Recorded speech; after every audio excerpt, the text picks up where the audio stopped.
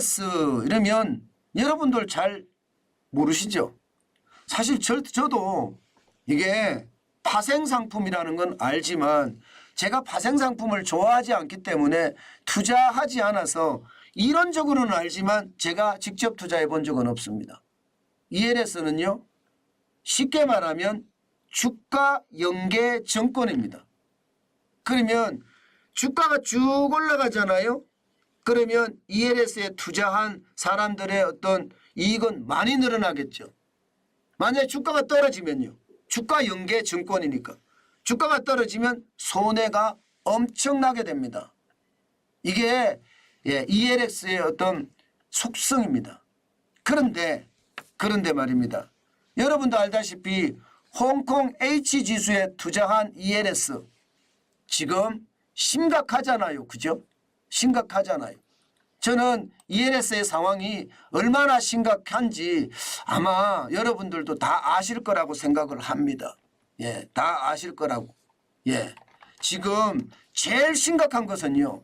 제일 심각한 것은 금액도 무지막지하지만 금액도 진짜 무지막지하거든요. 홍콩 H지수 ELS에 투자한 금액 말입니다.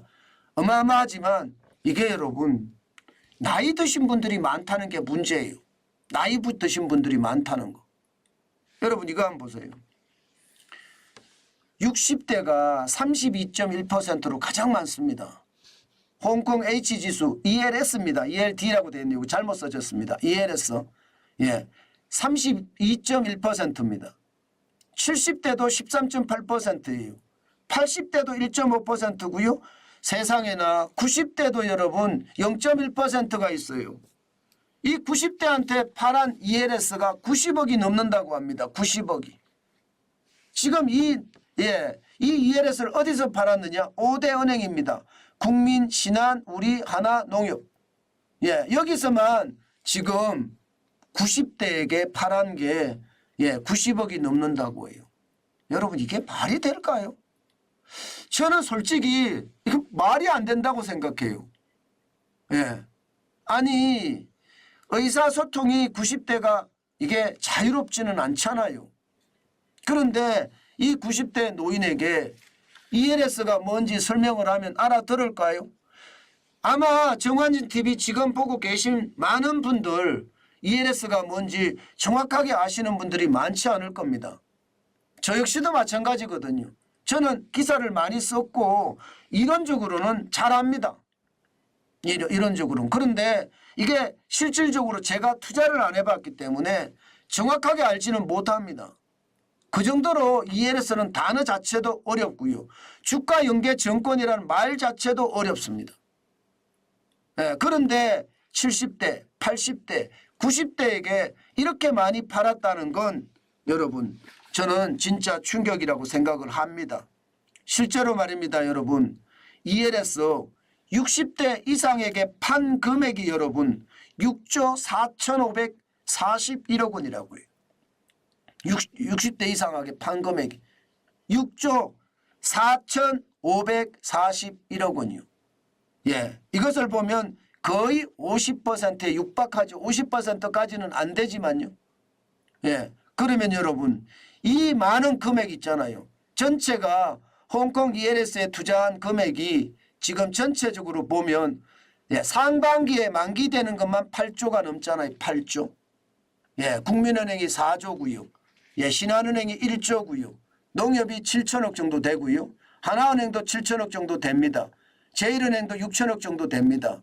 그러면 만기가 도래하면 이게 결국은 결국 청산을 해야 되잖아요. 청산을 하면 어떻게 될까요? 아마 손해는 저는 엄청나게 날 거라고 봅니다. 손해는요. 이게 장난이 아닐 거라고 생각을 해요. 특히 말입니다. 제가 제일 심각하게 보는 것은요.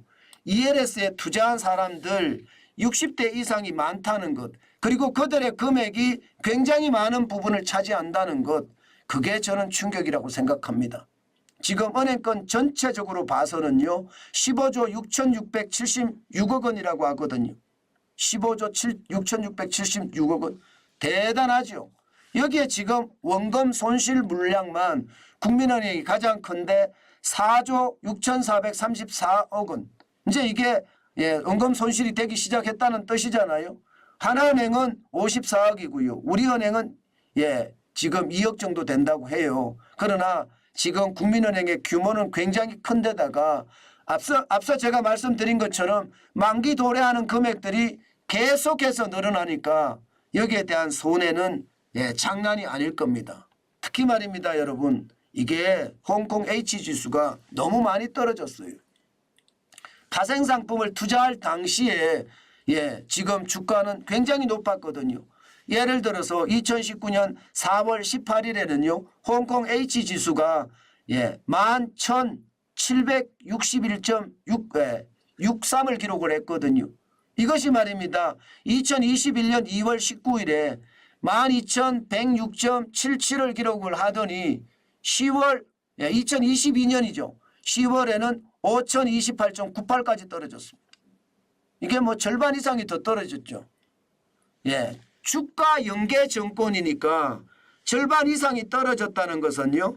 절반 이상이 손해가 났다는 거예요. 1억을 투자했으면 5천만 원 손해가 났다는 겁니다. 이게 2023년 들어와서 약간 반등의 기미가 보이더니요. 이게 만기에 가까우니까 12월 22일 현재 5,488.99로 지금 기록하고 있습니다. 이것은 어쩌면 말입니다. 손해보는 사람들이 굉장히 많다는 거예요. 이제 말입니다. 이제 다음 달이 되면요. 아마 어르신들의 곡소리가 너무 커질 것 같아서 안타깝습니다. 왜냐하면 말입니다. 1월만 해도 8천억 원이 돌아오고요. 2월에는 1조 4천억 원, 3월에는 1조 6천억 원, 4월에는 2조 6천억 원입니다. 그리고 5월에도 1조 3천억 원, 6월에도 1조 5천억 원. 이렇게 말입니다. ELS 만기 도래액이 커지잖아요. 월별로 손해나는 사람이 엄청나다는 거예요. 저는 60대, 70대, 80대, 90대 어르신들이 최악의 상황을 맞지 않을까 저는 그런 생각도 해봅니다. 이게 파생상품이라는 게 그렇습니다. 그만큼 말입니다. 최악의 상황 저는 갈 수밖에 없다고 봅니다. 이런 상황이 계속되면 말입니다. 진짜 최악의 상황 맞을 수 있습니다. 제가 그랬잖아요. 이게 자칫 잘못하면 1월에 되면 8천억 원이니까 진짜 많은 사람들이 은행 앞에 가서 내 돈 돌려달라고 항의할 수밖에 없는 구조고요. 2월 달에도 더 심해지고요. 3월 달에는 더 최악이 되죠. 이게 몰리잖아요. 4월 10일 총선이 되면 더 심해질 겁니다. 2조 6천억 원이나 되니까. 5월부터는 좀 나아진다고 하는데요. 나아져 봤자입니다. 그래도 1조 3천억 원이고요. 6월 달에도 1조 5천억 원이에요. 이게 여러분 경기가 좋아져서 홍콩의 H지수가 올라가면 이거 해결될 수 있습니다. H지수가 올라가면 해결될 수 있죠. 그런데 여러분도 알다시피 지금 중국 경제 완전히 무너지고 있잖아요. 이렇게 무너지는 상황에서 홍콩 H지수가 올라가리라고 생각하는 것은 저는 굉장히 잘못된 생각이다 이렇게 생각합니다. 이제 어쩔 수 없이 손해를 볼 수밖에 없고요.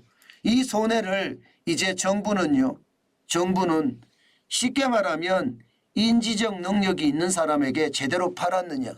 이게 단골이라고 해서 친하다고 해서 이자 많이 준다고 유혹하지는 않았느냐. 다시 말해서 이게 정상거래가 맞느냐. 정상거래가 아니고 말입니다. 불안전 판매가 많았다 이러면 배상을 해야 될 겁니다. 게다가 4월 10일 총선을 앞두고 정부 입장에서도요. 이거 원칙을 안 만들 수가 없습니다. 지금 정부는요. TFT를 만들어서요. 적합성의 원칙이라는 것을 가지고 적합성의 원칙이라는 게 그런 거예요. 금융사가 소비자의 재산 현황이나 투자 경험을 고려해서 부적합한 금융상품을 권유해서는 안 된다 하는 원칙이 있습니다. 다시 말해서 돈이 많다고 인식하지 못하는 사람한테 팔아서는 안 된다는 원칙이거든요. 그래서 이 원칙에 의해서 말입니다. 많은 사람들이 구제받을 수도 있겠지만요. 특히 말입니다. 80대 90대는 저는 많이 받을 수 있다고 생각을 합니다. 그러나 이것을 잘 알고 있는 20대는 어떡해요? 20대는. 30대는 어떡합니까? 그리고 40대는 어떡합니까? 그리고 50대는 어떡합니까? 이게 ELS를 잘 아시는 분들이 많거든요. 실제 투자해서 이익을 얻은 사람들이 많고요. 파생상품이라는 게 그런 거니까. 이렇게 만약에 불안전 판매가 아니라 안전 판매였다 이러면 못 받거든요. 예, 이게 받을 수가 없습니다. 저는 거기에 충격이 오히려 말입니다. 요즘 젊은이들에게 충격이 될까 사실은 굉장히 두렵다. 저는 이런 생각을 해봅니다. 여러분, 투자는요. 저는 정석을 좋아합니다. 물론 파생상품도 투자하는 것 좋다고 생각을 해요. 저는 나쁘다고 생각하지 않습니다. 그러나 여러분, 여러분들이 정확히 알고 투자를 해야 돼요. 남들이 하니까 나도 똥장군 쥐고 장에 가면요. 예, 시장 사람들한테 몰매 맞습니다. 다시 말해서 똥장군 쥐고는요. 과수원에 가야 돼요.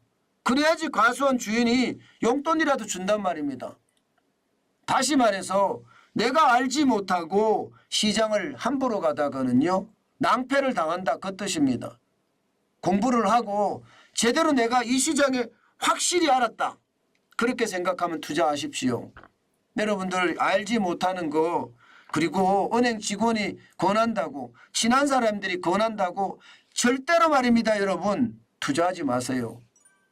그렇게 피땀 흘려서 번 돈 한순간에 날릴 수도 있다는 거 다시 한번 제가 강조 드립니다. 여러분. 정환진 TV를 제가 운영하면서 실제로 그런 사람들이 굉장히 많거든요. 예, 그렇게 하소연하시는 분들 전화 많이 옵니다. 그래서 제가 아이디어는 계속 드리고 있는데 사실 쉽지 않거든요. 이게 불안전 판매라는 걸 증명하는 게 말입니다. 특히 지금 정부에는 즉갑성의 원칙을 들고 나왔는데 즉갑성의 원칙이 들고 나왔다는 것은 많이 해주겠다는 의미도 거기에 담겨 있거든요. 그렇지만 이게 나이 드신 분들은 가능한 일이지만 젊은이들은 불가능할 수 있다. ELS를 알고 계신 분들은 불가능할 수 있다. 이런 거 반드시 명심하시고요. 만약에 여러분들 중에 파생상품에 투자할라 치면요. 투자하기 전에 정환진이 한번 기억해 주십시오. 내가 정환진이한테 전화해보고 투자하겠다. 그렇게 말입니다. 저는 그랬으면 좋겠다. 다시 한번 강조하고 또 강조합니다.